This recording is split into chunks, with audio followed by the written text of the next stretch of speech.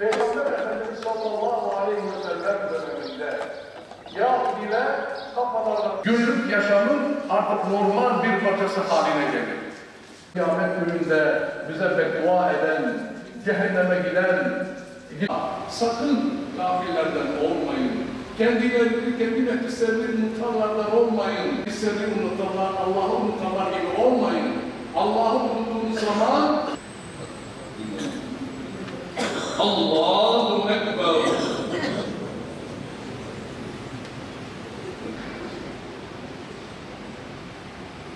Allahu Ekber.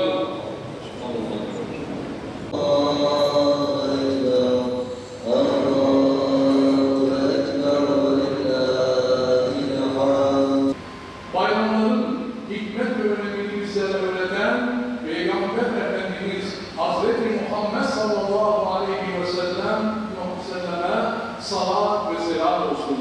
Kurban bayramınız mübarek olsun. Aziz kardeşlerim, hutbeme başlarken okuduğum ayet-i kerimede Yüce Rabbimiz şöyle buyurmaktadır.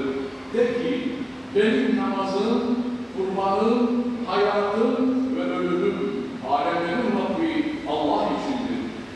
Okuduğum hadis-i şerifte ise Peygamber Efendimiz sallallahu aleyhi ve sellem şöyle buyurmaktadır. Bugün ilk işimiz bayram namazını kılmak, sonra dönüp kurban kesmektir.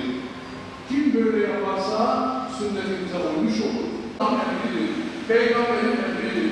Bunu terk ettiği zaman bayramlarımızdan bayram olmaktan istedattır deriz.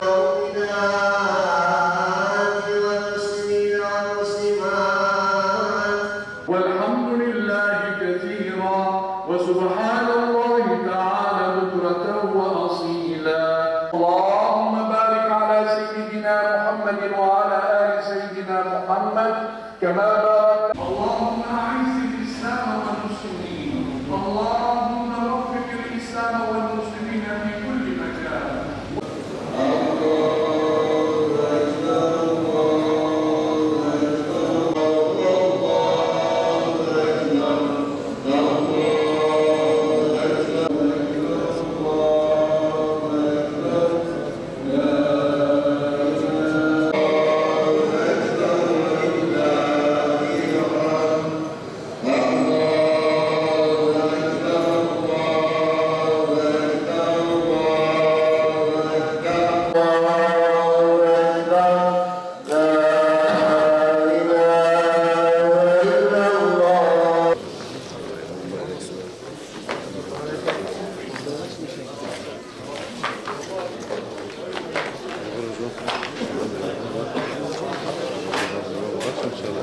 Bir kez daha bizi bayrama kavuşturan Allah'a hamdolsun.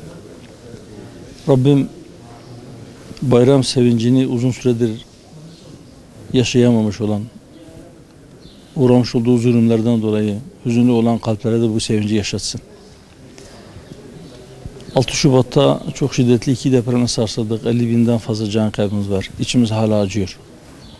Ümmet coğrafyasının dört bir tarafında zulümler devam ediyor. Hala Filistin'de, hala Arakan'da, onların üzerine işte Sudan'da, ümmet coğrafyasının farklı yerlerinde hala kan akmaya devam ediyor. Çatışmalar, savaşlar sürüyor. Açlıkla boğuşan kardeşlerimiz var. Ama buna rağmen Allah-u Teala'nın hediyesi olan bu bayrama kavuştuğumuz için hamd ediyoruz. Ve bu bayramda o kardeşlerimizi de hatırlayacağız inşallah. Bayram paylaşmaktır, yakınlaşmaktır. Kurban Allah'a yakınlaşmaktır. Ama aynı zamanda biliyoruz ki o kurbanların ne kanları ne etleri Allah'a ulaşır ama ancak Allah'a ulaşan takvadır. İnşallah biz onları da ihtiyaç sahiplerine kavuşturmak suretiyle, onları yetiştirmek suretiyle onlara da yakınlaşacağız. Rabbim bu bayramı ümmetin kurtuluşuna, izzetine, küfrün helakına, gerilemesine, diş çökmesine, zulmün sona ermesine vesile kılsın. Rabbim bu bayramı ümmetin birliğine, beraberliğine vesile kılsın. Hep bir anda, aynı anda dünyanın dört bir tarafından insanlar akın akın Allah-u Teala'nın Hazreti İbrahim'in diliyle yapmış olduğu çağrı üzerine kutsal beldelere akın ettiler. Dün hacılar vakfeye durdu. Allah-u Teala ümmeti Muhammed'in bütün hayır dualarını makbul olan o duaların içerisine ilhak eylesin. Katsın ve bütün hayır dualarını kabul etsin. Hacca giden bütün kardeşlerimiz Dünyanın dört bir tarafından o ilahi çağrıya lebbeyk deyip oraya giden bütün kardeşlerimizin hacları ve diğer ibadetleri makbul olsun inşallah. İnşallah bu bayram ümmetin izzetine, birliğine ve kurtuluşuna vesile olsun. Hepinizin bayramı mübarek olsun.